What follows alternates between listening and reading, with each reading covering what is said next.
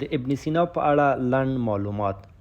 پوره نوم یې ابوالحسن ابن عبدالله ابن الحسن بن علي بن سینا البخاري په ابن سینا مشهور و. فارسی نژاده مسلمان عالم او طبیب و. همدارنګه په طب او فلسفه کې ډیر شهرت درلوده. نوموړي په ماولنهر بخارا یعنی اوسنی ازبکستان ته نږدې د افشانا په کلي کې زیږېدلی و.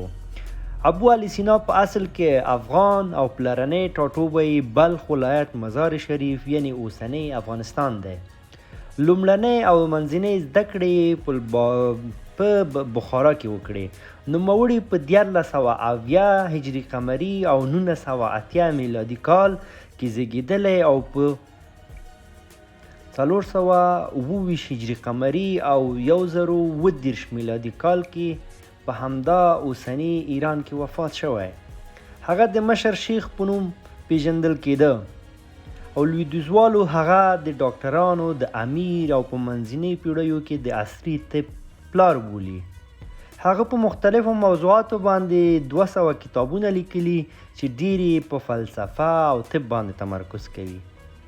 ابن سینا په نړۍ کې طبابت په اړه لیکلو کتابونو لومړنیو کسانو څخه شمیرل کیږي او هغه د ابقرات او جان لیسون طریقه تعقیب کړې وه.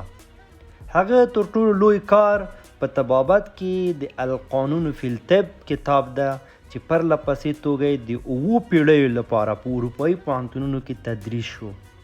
ابن سینا لومړنی کس و چې د مثانې د تیږو، رواني ناروغۍ، ژیړي او داسې نورو لوی امراضو علایم وښودل.